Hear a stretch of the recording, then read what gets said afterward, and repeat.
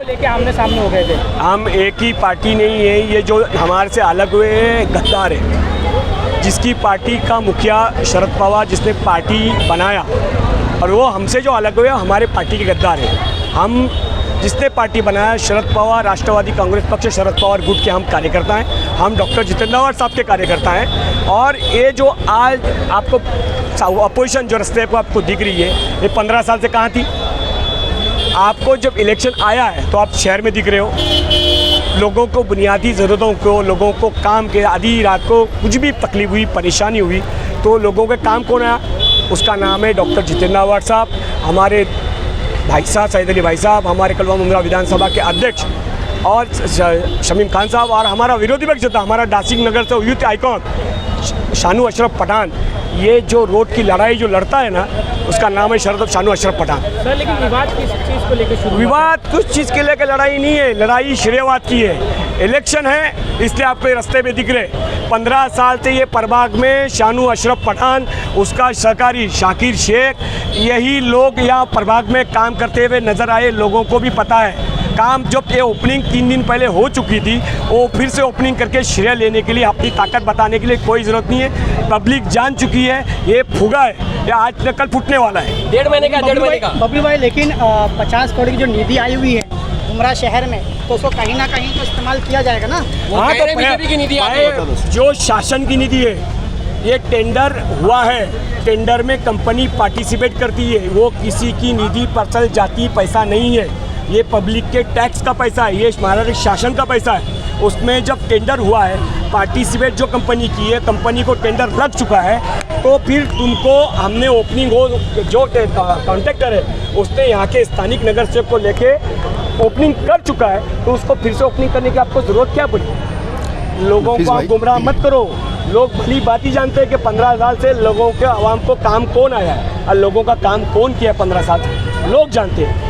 यहाँ नेता शानू अशरफ पठान दिन रात लोगों की मेहनत करके 10 बजे से लेकर लोगों बंगले पर बैठता है लोगों के आवाम के काम करने के लिए। ये उसका साथी है शाकिर शेख, ये उसका साथी है शाकिब दाती। देखिए अभी जैसे कि ये आप कह रहे हैं कि मतलब ये 50 करोड़ की निधि है, 50 करोड़ की निधि जो है महाराष्ट्र शासन से ये नियोजन विभाग से आई है। वही कहना है ना कि कहीं ना कहीं वो 50 करोड़ की निधि जो है उसी के पैसे से जो है मुमरा का काम हुआ जा रहा है। एक बात बताओ अड़चन लेकर आ रहे हैं। ठीक है, मैं आपको उसका खुलासा करता हूँ कि महाराष्ट्र शासन की निधि है। महाराष्ट्र शासन को जो है विधानसभा को रिप्रेजेंटेटिव कौन करता है? सिटिंग आमदार करता है। सिटिंग आमदार ने जो है विधानसभा के अंदर जो है रिप्रेजेंट करता है। खासदार मेंबर ऑफ पार्लियामेंट है यार, मैं बोल रहा हूँ विधानसभा की बात कर रहा हूँ मेरे भाई। विधानसभा शासन की विधि है, शासन जो है विधानसभा महाराष्ट्र शासन उसको रिप्रेजेंटेटिव आमदार करता है। स्थानिक आमदार डॉक्टर जितेंद्र आवाड़ साहब है, वो रिप्रेजेंटेटिव है, उनका हक बनता है। और ये जो बार बार बोलते हैं अजीत दादा ने दिए, अजीत दादा ने दिए, अजीत दादा ने दिए, तो अजीत दादा ने क्या अपने क्या घर की तिजोरी से दिए, क्या अपने पर्सनल जाति पैसा दिया है? अजीत दादा ने जो पैसा दिया महाराष्ट्र शासन से दिया, महाराष्ट्र सरकार का पैसा, यानी कि वो पब्लिक का पैसा है। पब्लिक का पैसा उन्होंने जो है इस शहर को, उस मुमरा शहर के लिए आया है, जिसको रिप्रेजेंटेटिव एक आमदार करते हैं, ना कि एक माजी नगर सेवक करेगा। वो भी माजी नगर सेवक स्थानिक नहीं है, लोक प्रतिनिधि है, वो थाना के जो माजी नगर सेवक है। और आमदार जो यहाँ का स्थानिक आमदार है, जो महाराष्ट्र सरकार को जो है विधानसभा में रिप्रेजेंटेटिव करता है। हमने जब बजट की इस काम की मांगनी की थी विरोधी पक्ष अशरफ शानू पठान और नगर सेविका फरजाना शाकिर शेख ने, हम आपको उसका लेटर और उसकी हम सारी चीज़ें हम पुरावे के साथ दिखा सकते हैं। उसी के बाद सुनिए मेरी बात, उसके बाद जो है इसी बात को जब ठाणे महानगर पालिका ने ये कहा कि हम जो है कोविड काल की वजह से हम निधि नहीं दे सकते, तो इसी बात को लेकर हमने हमारे आमदार के सामने ये बात को लिया, संज्ञान लिया कि प्रभाग कानून 32 में जो है इन कामों को निधि उपलब्ध करके दिया जाए। जब उन्होंने ये जब काम किया, हमारे आमदार ने उसको गंभीरता से लेकर उन्होंने जो विधानसभा में अपनी बात को रखा है। खाली देखिए, खाली बोलने से, चिल्लाने से, करने से कुछ नहीं होता। ये डराने धमका की राजनीति जो है ना, आप थाना के बिल्डरों को करो, मुमरा के आवाम को डराओ धमकाओ मत।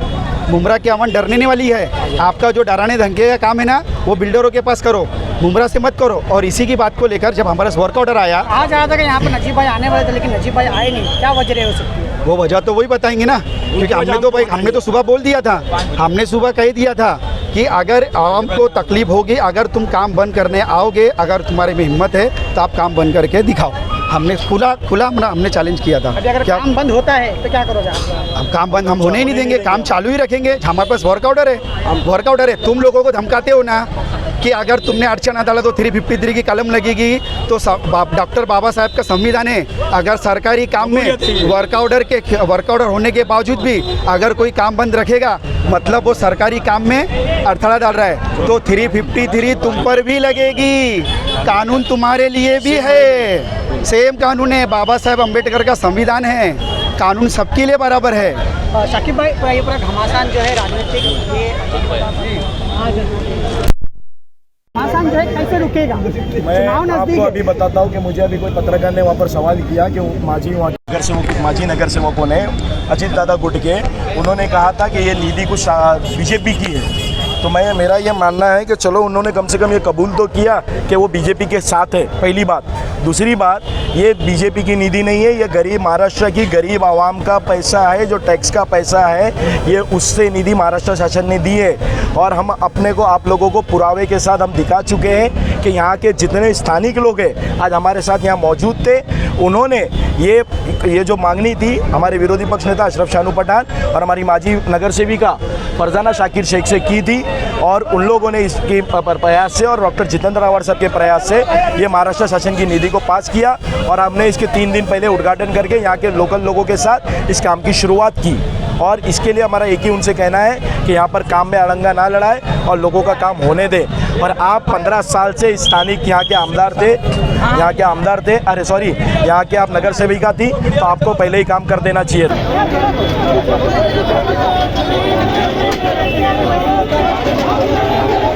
सर, आज मुंब्रा में खड़ी मशीन रोड पर अजीत पवार गुट के कुछ कार्यकर्ता और शरद पवार गुट के कुछ कार्यकर्ता आमना सामना हुआ, नारेबाजी भी और जमकर हंगामा भी किया गया। तो इसको लेकर क्या कहना चाहोगे? यहाँ पर खड़ी मशीन रोड है, वहाँ पर बाजू में नाले का काम चालू है अभी।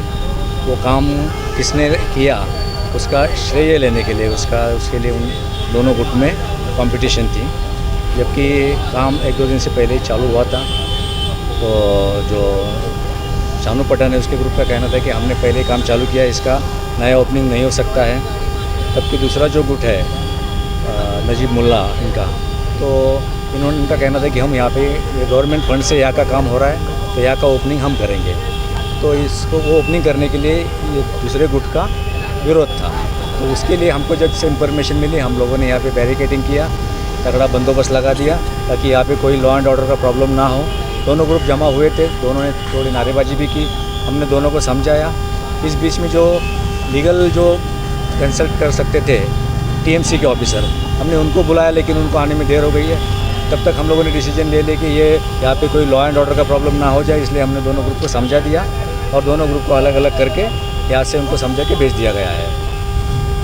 यहाँ पे कोई हंगामा वगैरह ऐसा कुछ हुआ नहीं है, नारेबाजी दोनों तरफ से हो गई है, लेकिन कोई आपत्तिजनक नारे ऐसे किसी ने कोई लगाया नहीं है। किसी कुछ कार्रवाई वगैरह हुई है? नहीं, अभी तक तो कोई कार्रवाई नहीं की गई है। किस तरीके से बंदोबस्त लगाया गया था और कितने अमलदार और कितने ऑफिसर थे आपके? लगभग हमने यहाँ पे हमारी राइट कंट्रोलिंग पुलिस और एसआरपी और लोकल पुलिस स्टेशन के 10 ऑफिसर्स 40 लोग, और हमने जो कि मैं यहाँ का एसीपी हूँ तो मैंने टाइगर से 2 ऑफिसर 10 लोग, कलवा से 2 ऑफिसर 10 लोग बुलाए थे। ऐसे हमने लोगों ने एकदम तगड़ा बंदोबस्त लगाया था ताकि यहाँ पे कोई लॉ एंड ऑर्डर का प्रॉब्लम ना हो जाए।